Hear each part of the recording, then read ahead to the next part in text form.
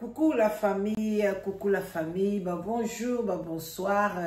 Ça dépend heure à laquelle vous allez suivre la danoise. Bambote ebele bisika bizubino boboto bondeko na katia mabota na bino. J'espère que vous allez bien. Moi aussi je me porte trop bien bandeko nanga. En tout cas bah bon lundi puis bah bon service na ba oyo bazo kine misala et puis bonne chance na ba o bazo luka misala. Nzambe a pambola bino na katia banda kuna bino. Shalom na ba homme de Dieu, ba chantre de l'Éternel, ba shalom bisika bizubino boboto bondeko na bandeko na biso église ya catholique et puis topesi ba salam alaikum na bandeko na biso ba musulman bazalaka bandeko na biso toute tendance confondue. Bonjour, bonsoir. Vraiment maman le qui na bino international la danoise. Bo like vidéo, bo partager, présence nanga ezaka toujours un plus na kati banda kuna bino et puis na constamment na kango vraiment ezaka un plus. Je vous remercie parce que ce nga moko na l'accès lunginanga vraiment na mona ka bo like ka vidéo et les kaka ba 100 like ba 200 like.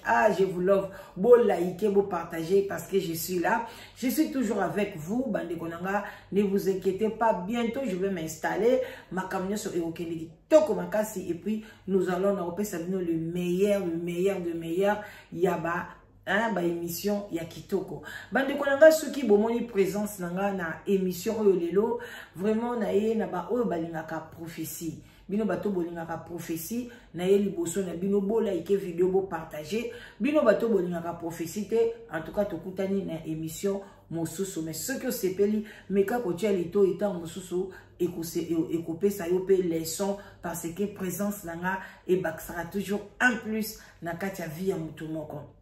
Ce qui pas na yo aux yeux en côté yo partager tant que pas voisin ba pesa qui prophétie moko boye azana ngo ba doute azo négliger bande konanga tant yango a examiner yango bande konanga toye na mokili to botami tokuti bato bazo pesa balobi na biso prophétie c'est aussi biblique.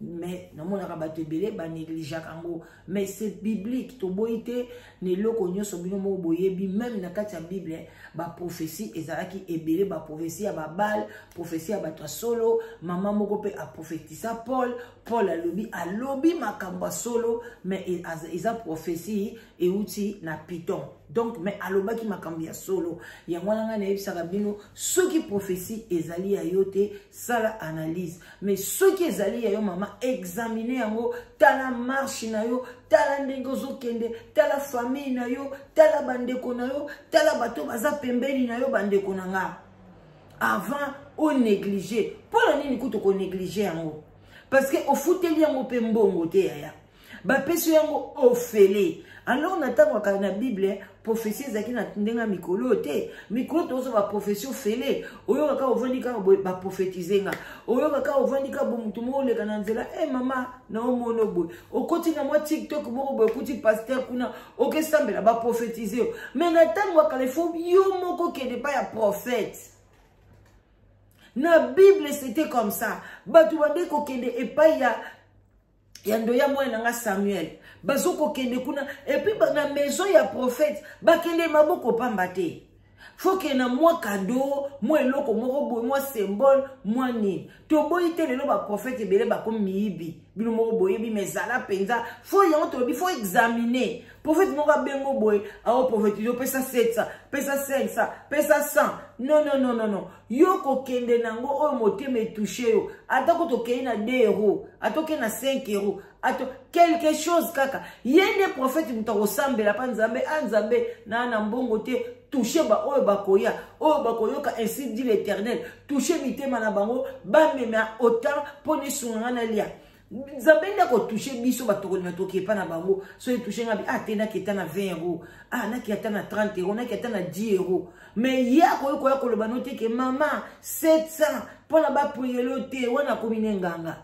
ko pesa te obiaza muyibi ko pesa ko tuté même maman oya prophétisaki Paul asenga pe Paul le lokote abanda pe ko senga lokote mais azaki l'esprit ya Python bande konanga yango na ina sabino ke ba oyo bolingaka prophétie te en tout cas bande konanga bo silikate bande konanga kati ya Côte d'Ivoire bino mo boye ba bande konanga biso toza ba africain bazana ndeko na bango mwasi boyoka kombo na ye awa na kotiela bino azali abimaki Miss na kati ya Côte d'Ivoire.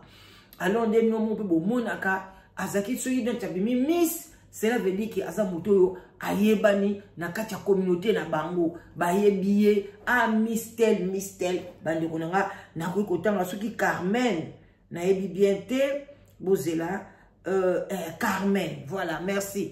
En tout cas, Miss Carmen Sama azalaki Miss, aza Miss na kati ya abimi Miss, moi c'est kitoko abimi Miss na kati ya Côte d'Ivoire. Alors bande konanga boyebi a comme ça la publicité azo sala makambi ya bien don na mboka na bango nde pesa la kana Congo tokozala boya mutu ayebani au moins ba prophétie combien de fois ba pesa prophétie pour na Sidi le cœur ngamoko mama la danoise ba pesi ba prophétie ba to ba bete ba pesa nga ba pasteur ba pesa nga ba prophétie na YouTube okende bo prophétie pour mama la danoise boyo kango pe bo sala pe ba analyse. Alors bande konanga ba prophétie et pesa maka na bato ebele ngo baka poni mo pesa ka ba prophétie na bato ba yebani amana oyebana te mais soki yo moko yebani te et que ba yebi yo te lingo yo oyo ka pe prophétie na yo moko ko luka prophète yo moko tuni nzambe oyo za ya solo okay kuna ba pesi yo ayo pe lokola biso na Congo to komisa ka biloko nyonso mabe baye ko pesa prophétie kombo ote pasteur moka le kakiawa azoloba ezalaka ngo bakamba lukuta te bande konanga place lokuta ezali vérité pe ezalaka wana vérité pe bimaka wana so batumi bale ba otambola yebaka moko lokuta na moko a vérité ozalaka wana ata muninga mso asokosa yi azoyebaka ke camarade abeta na ye makamba lokuta mo pe boyokaka habité ndenga lobaki yango eza nango bongo te. Alors bandeko na nga ndeko mwasi oyo prophète na bango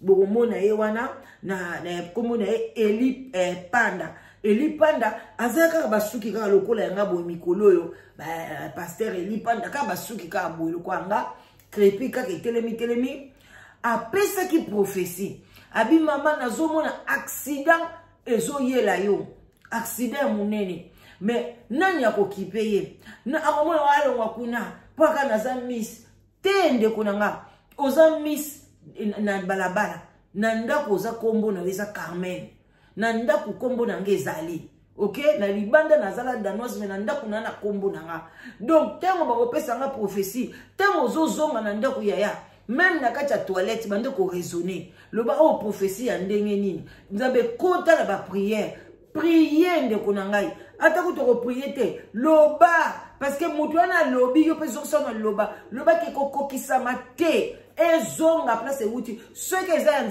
nzambe kokisa mate poto lobe lonso to senga yo opesa biso mais ce que za batamukili allez back to sender ezonge lobe mukolo mutu wana mais oyo kaka ayelongwa kuna bato wana papa bambibi wana mutu suki lokwa liboma boyena bobandi kofinga mais lelo bandi konanga prophétie bapesa kiye eumeli lati nzoto ndeko wana sali accident akufi bandeko tosaka na ba prophétie te toyoka na bokebi nyonso bolanda boyoka na kotila biona image muke kaka eza video ya bato na oteka image muke boyoka nde mingi bomona elungia ndeko mwasi voilà toke. Les faits rejoignent les paroles et les doutes laissent place à l'étonnement. L'accident tragique de Carmen Sama n'était pas un simple hasard. Plusieurs semaines avant le drame, le prophète Eli Panda avait lancé un avertissement clair, précis et désormais impossible à ignorer. Était-ce une simple coïncidence, une vision, une révélation ignorée? Aujourd'hui, les images, les mots et les... Bandeko, ndeko mwasi alobi boye. Prophète Eli Panda après ça qui prophétie. Est-ce que c'est qui coïncidence? Est-ce que c'est réalité? Est-ce que c'est imagination? Est-ce que c'est prophétie? Après ça qui prophétie, oyo bato ebele ba négligé ki oyo ba mona ki ngo eza tina te mais lelo prophétie wana ekomi réalité kaka ndenge mosai na nzambe alobaki. Boni basai na nzambe balekaka ba mama Fatou, ba mama soki Adasa, ba nani ba kingande bo finga kabango mususu ayaki mama Fatou ayekoloba Fali nani Kofi boye concert boye dika bofingi concert lelo e betite na ebite soki pona ni bolekite bosenga ta pardon pa mama Fatou ke makamba zoloba eza ya solo boboyi bovandi kaka bozozela concert mususu bozela concert mususu na modèle nini nzoka de Kofi azarati lelo na sursi na ye atambulaka na yango. Mukili makambo papa zela aussi lisango kalate oza yo mokote oza pena ndeko Australie bino na bino bata ba sourci oko bo eko sila kaka bongote boyoka. Les événements s'alignent de manière troublante et beaucoup commencent à se poser des questions. Et si tout avait été annoncé, restez jusqu'au bout. Car ce que vous allez voir va bouleverser votre perception du spirituel, du destin et de la réalité. Amen, Sama, voici ce que le Seigneur...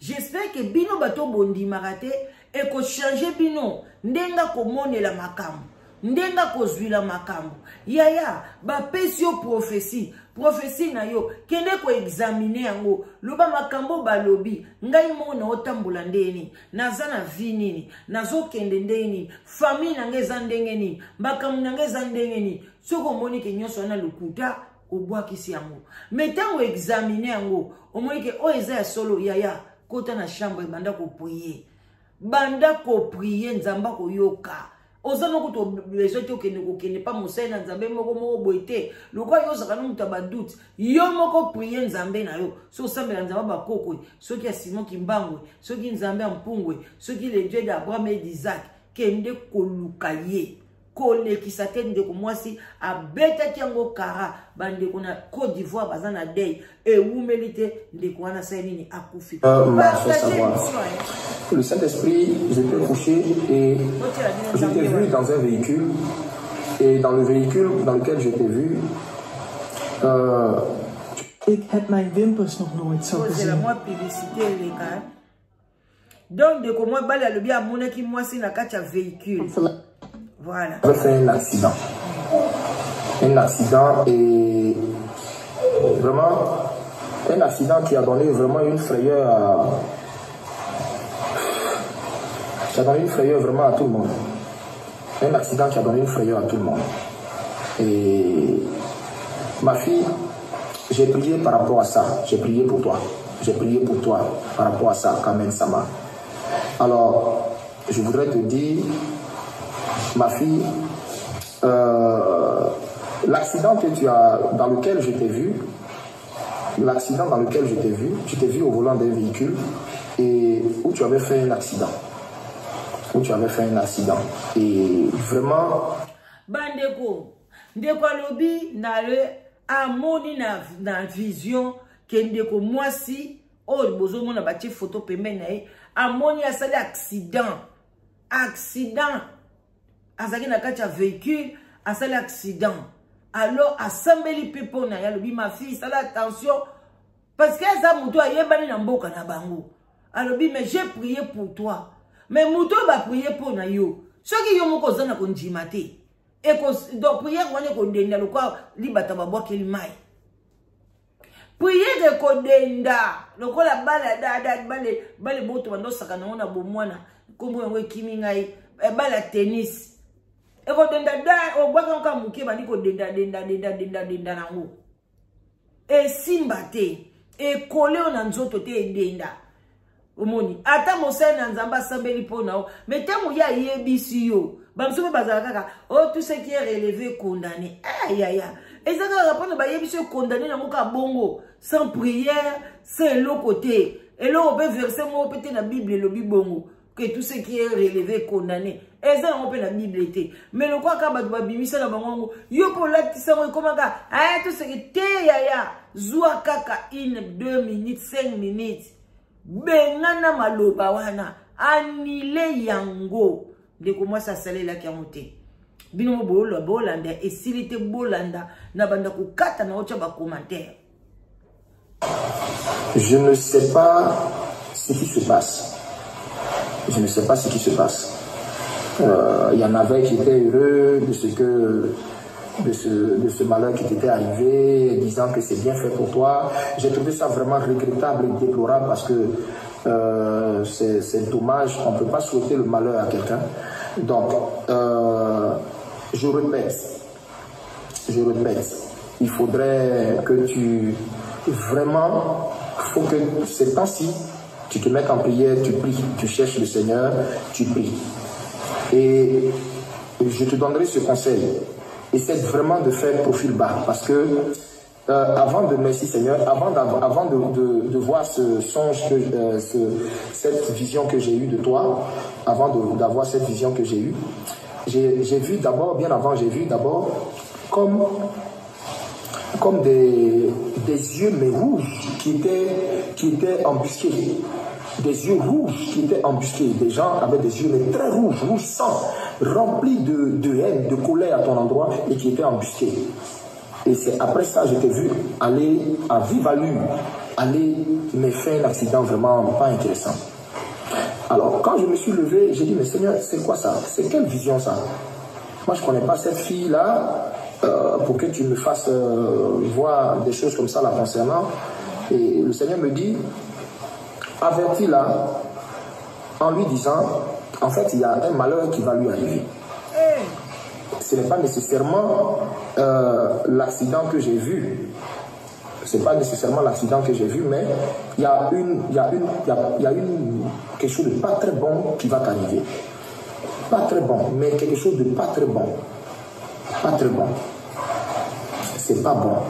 Donc vraiment ma fille essaie de faire preuve. Donc bandekonanga prophète azui tanaye yaya pona kopesa ye prophétie. Alobi amoni na batmo boy tout autour na ye ba misu na roza ki rouge comme si ba ezo éclairé mais rouge bandekonanga. Alobi nzambala kiseke makambo mabe kokomela ye mais ye amoni ki accident akufi. Alobi et cause la paix accidenté wone comme si ko bonzoto comme salela ye mais makambo mo ko yela yo et cause la mabe grave o ezake ce qui a été exact accident voiture té mais ko ko zo pena msusu bakulu na bakangi ye ba beti ba bomie ba sasi ba beti ye donc ezake lo mo ya mabe abandi pa ko avertir ya lobi ndeko nanga prier mais naza sir mukola lobaki yango ka bato ndako komakuna ozomona makamba Kongo te, ozomona makamba RDC te, ozomona makamba ya babu na bango kuna soki babu, ozomona makamba makoso te, bakeleke kokomela ye kuna. Yaya, botika bikoma. Soki prophétie eza ya yote. Epoli, parce que muto kolinga amona na ye. Amona na ye netinga mkomsu ba mwe bazwila nga prophétie. Ba mwana nga na pesi mbote ebele. Emilia nangai ma fille chérie na kati ya Angleterre abi mama bazwi le prophétie kuna et pas isoki ya adasa soki mama adasa soki ni abi na bi eza nini abi te mama na oloba te na yoki me yo moko kota otala bomo ndenge ezalaka ngambo na koti na sala examen na examiner ya prophétie wana na mona ke eza prophétie ya lukuta na mona ngo ya lukuta na mona ngo na tina moko te et puis na modèle ngana priaka na check à place ngana vandi sécurisé par le sang de Jésus-Christ de Nazareth mutu alibanda kokota na ndao na ngati ya zoko autorisation ya nani même na yebisa nzambe na bim papa même ba angelu kaka mutu bazana droit ba kota mutu alibanda tata sambela kata pasteur au kota te spirituellement non na boy. Alors il y a ce autorisation par n'importe kota. Donc oya kota ki na moneke Monica Kalada na sa comme na succès série wana ba live ba nini alobi ngai na lina so place ya nzambe na bana ko imposer batu maboko nzoka ne ngai ngakutu kozala ta prophétesse na boy pasteur mama pasteur te na boy nga obele sentinelle ya kaka na ndaku ya papa nazaka obe sentinelle kaka na kenge la kaka yo kota total yo pasteur ya moniato yaka kopesa total olekate oui comprends mais na likambo ya prophétie même Australie na pesi prophétie non analyser Même Mboua apesi prophétie non analysé. Même Ndeke, même Niao. Parce que Niao balobaka.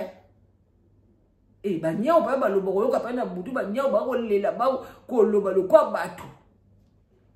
Ya bongo no fungo lito yo be balobi. Ya no analyser.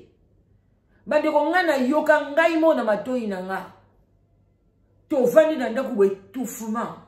To koti ndaku sika nzoka ne babosa ne kokanga gaz. Binga siko na yebi solo a gaz te. Na tikala jamais na avant na kolamba nanu na ndaku gaz te na zoyeba ngote. To koti bo bana bakomi ai mutu kosa mama solo ndaku mais solo ni ba ko sokola ndaku. Na yoki na litoi na nga balobeli nga na libanda kendo tala gaz eza kofungwama bola la bongo te lobi bokoma te bande bonga boyo kaka ton premier jour to kota na Angleterre to ngeto to tale na tongo te to ngeto kufa biso nyonso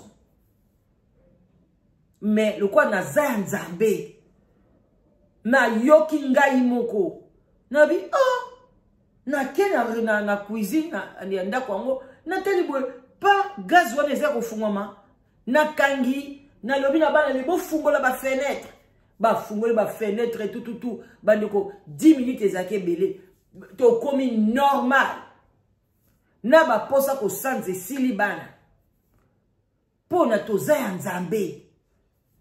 Alors ndeko mwasi papa insistait le sako papa à place aux ali papa prophète a insisté albina yebi okutute mena to mona ko kaka deka to saka to yebi na biso sindite to mona pe yebi na biso pe kofite to yebi na biso bateto na yebi kofi na yebi te ko yebeza ko solola ko partager to sala mote ndenge pe papa a partager na mona mwasi wana te mais azulie prophétie oye koki sami lelo mo mwasi wana akufi.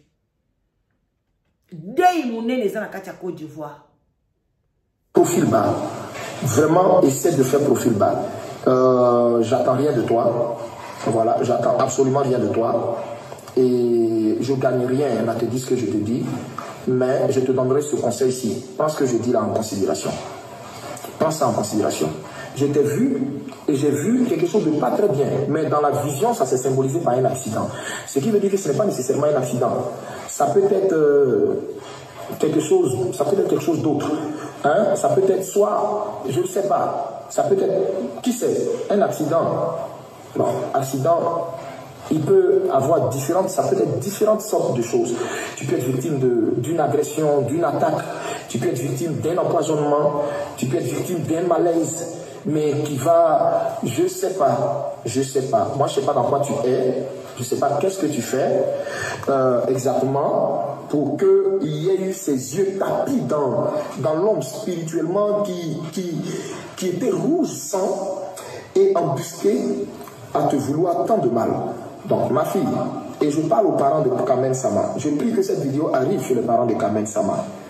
Spirituellement, cet enfant elle est l'objet de beaucoup de cibles, beaucoup d'attaques.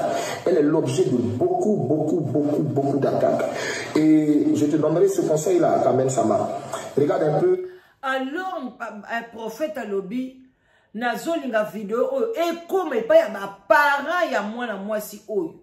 Ba prier même pour naïe. Parce que y a ça le quoi mutumo boy, azana ya star, nga danger, nazana nga boy, mais ba parents, biso ba parents to continuer ko prier ka pona bana na biso.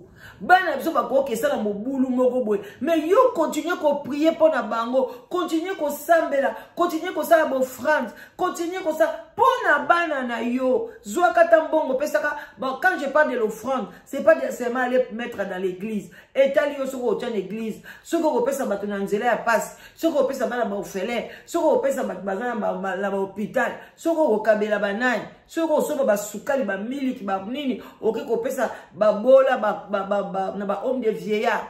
Kaka place yo ko cha otie nyoso zo sala ngo pona bana na yo. Donc prophète c'est tellement amona qui est choquant, amoni bato a mis sur rouge, mis sur ezalo ko ezala makila na makila, car na boule noire boy, nyoso rouge. Si quoi ils ont genga. Bazo yonga ba sala ye mabe. Bandi ko moi c'est kitoko quoi. Très joli. Accident koufi. Comment on appelle ton conjoint, je pense, hein, feu Didier Arafat. Tu sais, quand quelqu'un est l'objet de beaucoup d'attaques, quand quelqu'un est Didier Arafat, tout le temps l'objet de beaucoup d'attaques, d'attaques de haine ou de propos, vraiment, c'est pas bon. C'est pas bon. C'est pas bon. C'est pas bon. Donc vraiment, je te conseillerais de prier par rapport à ce que... Na Côte d'Ivoire, kuna bastar na bango mingi bakufaka na accident. Bango soki badi ba salo mabe, bako boa ke loka ka soro kufa na accident. Di alobikalo. Donc azo mona kaka soro ezalaki ya Didier soki Arafat. Nde yango pe ezo ya na pa ya Carmen Sama. Tengu ba olo ba bongo. Bandoki, siko bata bandoki wana, obo mona bayaka ocha ba commentaire wana. Ah bolongo ba prophétie na bino wana, bomona kaka ya batu, bomona kaya poya, mais ye aza mosai na Nzambe. Ye ba pesi ye ya Kagame te. Yonde senga Nzamba pesi wa Kagame. Ye ba pesi ye ya Carmen Sama. Ba pesi ye ya Kingandi te. Allez, bino bandoki, ba mami yote ba sirène des eaux, bato bo travailler dans le monde des ténèbres, boye kasko ko embrouiller mutu, pona mutu asande la te. Ya bo like vidéo bo partager. Le lot to lobelande ko mwasi. Pour ceux qui ezala qui prophétie à congolaise et combien exact triqué. On de ko mwasi mo bali aloba kale. Aloba qui y a même pas 1 mois 2 mois alobaki. Tembe eza malamu te bandeko nanga. Et puis bandeko zala na conviction na yo. Tango ba olobela yo, ya kotela ba commentaire te. Côté la gauche te ba lobelinga na kota en prière. Parce que ozala yo moko yaya. Tala ya sala accident. Ye moko akofie. Ah. Je viens de dire, si tu as un pasteur qui te suit, il faut lui en parler. Il faut lui en parler et que ton pasteur prie pour que le Seigneur lui dise, voilà, que je ne parle pas de mon propre fond, pas du tout. Mais j'ai vu un malheur arriver, mais dans la vision, ça s'est symbolisé par un accident. Et j'ai prié pour toi, ma fille. Mon épouse m'est témoin. Le Saint-Esprit m'est témoin. Ça m'a attristé. En fait, ce qui m'a le plus fait mal, c'est la réaction des gens. C'est la réaction dans la vision, c'est la réaction des gens après ce qui t'est arrivé sur Internet. Parce que, mais après, c'est quelque chose de grave qui t'était arrivé. Mais dans la vision, c'était un accident violent. Tu n'y avais pas perdu la vie. Tu n'y avais pas perdu la vie. Mais tu n'étais pas en bon point. Tu n'étais pas en bon point. Tu n'y avais pas du tout perdu la vie. Mais c'est la réaction des gens, la réaction des Ivoiriens dans la vision qui m'a choqué. Qui m'a choqué. Vraiment, les critiques étaient, je ne vais pas dire acerbes, mais méchantes à ton propos. Ma fille, il faut faire profil bas. Il faut faire profil bas. C'est un conseil que je te donne. Si tu as un pasteur, fais-lui écouter ce direct-là. Et ta famille et toi, analysez ce direct-là. Voilà, je n'attends rien de toi. J'ai prié pour toi et je continue de prier pour toi. Que ça n'arrive pas. Je te couvre du sang de Jésus. Je couvre ta vie du sang de Jésus. Mais je te donne ce conseil ici. Fais attention à toi. Fais attention à toi. Dans le monde spirituel, tu es guetté en ce moment. Et il y a quelque chose de pas très bien qui va t'arriver. Ça s'est symbolisé dans la vision par un accident. Mais moi, je ne sais pas. Qu'est-ce qui peut arriver? Mais c'est pas bon. C'est pas bon. C'est pas bon. Est-ce pour cette fin d'année? Est-ce pour l'année dans laquelle on va entrer? Mais c'est pas bon, ce que j'ai vu. Te concernant. C'est pas bon. Fais beaucoup attention à tous tes amis autour de toi là. Fais beaucoup attention. Voilà. Tu es un peu trop sous le regard de toutes ces personnes qui spirituellement te veulent du mal. Voilà, c'est ce que j'avais à te dire. Maintenant, je me repens aussi de ce que je vais dire. Je demande vraiment pardon à toute la Côte d'Ivoire pour le fait que je n'ai pas dit ce message que je vais dire. Vous vous rappelez le tout dernier mercredi de tous les exaucements. Et j'ai vu, il y a eu un complot. Et dans le complot, d'avertir pour que nous prions. Sont là. Les dates concordent. La prophétie semble s'être accomplie. Et face à cette réalité troublante, une question profonde s'impose à chacun d'entre nous. Et si le spirituel avait encore sa place dans ce monde moderne où l'on veut tout expliquer, tout contrôler, tout rationaliser, et si certains événements n'étaient pas dus au hasard, mais bel et bien annoncés, avertis, révélés, sans que nous ne sachions les entendre à temps, Carmen Sama, jeune femme forte, admirée, suivie, a vu sa vie basculer en quelques secondes. Mais ce bouleversement avait, semble-t-il, été pressenti. Il avait été annoncé, pas dans l'ombre, pas dans un secret chuchoté, mais publiquement, clair, net, avec une précision qui glace, et cela pose une autre question essentielle. Écoutons-nous réellement? Voyons-nous les signes? Ou bien sommes-nous devenus sourds et aveugles aux alertes que l'univers ou Dieu tente parfois de nous envoyer par la voix de ses messagers? Ce n'est pas ici une invitation à tomber dans la peur, ni à idolâtrer les prophètes, mais c'est une invitation à l'humilité. Voilà. Dès que moi, ça zolo bakito ko makasi. Alobite ezawana te utolo bana bino boye. Bo banda kokoba ba koko maneti ba pasteur ba komi kwa ba prophète ba komi kwa ba nzambe, bo komi ko komi sabango ko neti ba ko ba idole na bino ko prier. Oh les dieux des prophètes Kingandi, Salisangai, les dieux de Mama Kingandi, les dieux de Norote. Non non non non. On ne vous dit pas ça.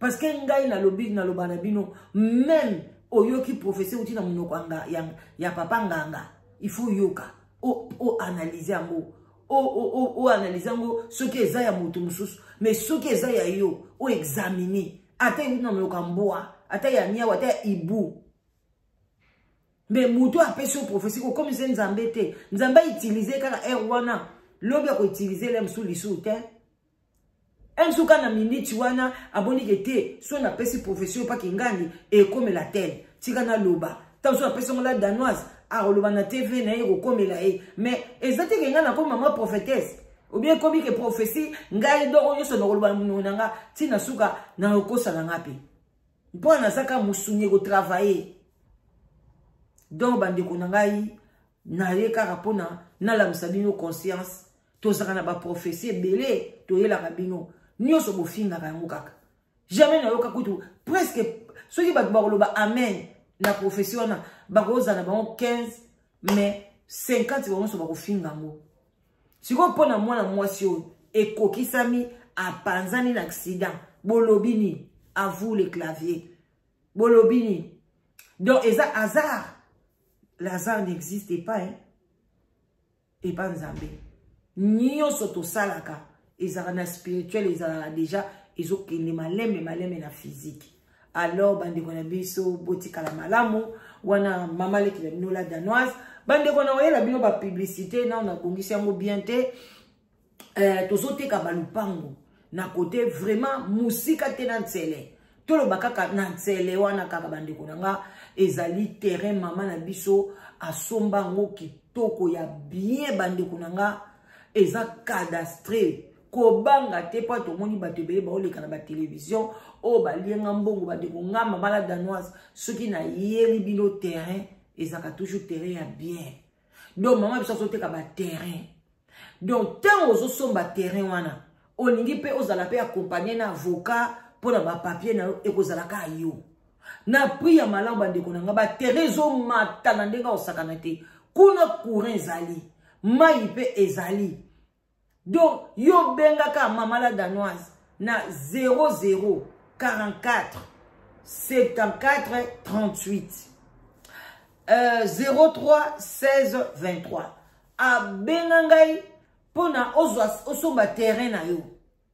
Donc, comment na ba terrain wana na ngai pe mama la danoise nazo ke somba terrain na nga. No ki posa ya kosomba terrain parce que zesika moko ya malamu et puis basi ba boaki mabela rouge. Bazo l'exanzela munene fashi beton boyebi kaka ngo kasala te mais côté na bois qui déjà ma belé à rouge bazo boka mabanga bazo sala nzela munene bande konanga kweti kwe na zo bate bande la nzela mo eza wapi soko pe ko suka wapi en tout cas ezali très bien bana poto ozalaka na poto convier gombete parce que kuna bambouteillage côté kuna na bana moto pe baza ba taxi ezali ba taxi bis ezoleka na oyela bino ba image en tout cas soko ozape no zangi ngoso balupango ozoye bato kende wapi moi je prends l'engagement benga maman la danoise okozwa terrain ya kitoko ya bien na place à bien cadastré eza ba terrain na ye asombango kala lelo lobi alingi ayateka na yango maman la biso aza mundele et puis boye ba bien zali mundele aza mondele donc bon venez nombreux ya kosomba terrain na yo toza na 20 sur 20 20 sur 30 20 40 sur 40 en tout cas ça dépend ndenge yo lingi bakatelio bien très bien ok na chef soki na bawapi osali makamno nyoso pa buka lupango na kombo na yango wana voilà mais so pozwi ndako noko bosa na koka mama la danoise te na melaka mai na mai kaka so menga ta mwa bidon mai boka barape voilà botika la malamu live together ne tombera jamais yaya ete yango yo yaya no mona ba mininga te ba mobali aboka mina mwa kilote mwa saboka mina mwa jeep bazo tambola yaya yuka yumuko mobali te yaya benga mama la danoise benga bandeko bomoni ba sans papier de bokei nazo isabino ça fait presque 10 ans na benga bino boko luka mobile yaka ko luka mwasi so bomona ngoma seki na e barate ba sans papier komenga na balisi bango lelo ba bota bana kuna na France ba déclarer bana bazwa mikanda yo kaka lolendo kaka yo kaka soki ndenge ni lelo kiminda ko kotinda ko yo kotinda ko oliani sans papier siko ko oliani bafuta côté na surtout na France bafuta ka yote libobeta na mukanda batu siko bokoti bandako boyaya bo pesa passe boko lia nini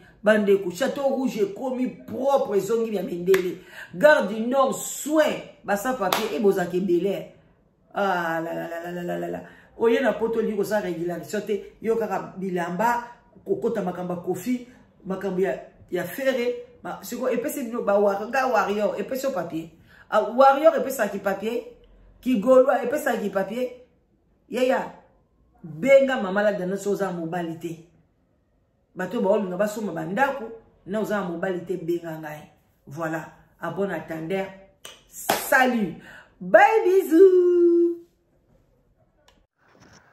awa tozokota bandeko na ngai po tokoma esika wapi tozoteka ba parcelle eza ya kitoko en tout cas ba parcelle a bien binomo bozomona courant ezali nzela kitoko nzela oyo ekeiti na académie de policiers oyo président de la république aza kotonga honneur ya quartier oyo bosolo yango wana bozomona mituka ezali ezokota ba moto ba taxi bis ba voiture mituka nyonso ezokokota donc sikoyo tokomi kokota epai wapi bandako oyo toza koteka bolanda biso na bilili donc tozokota sikoyo papa monteur démarrer tokende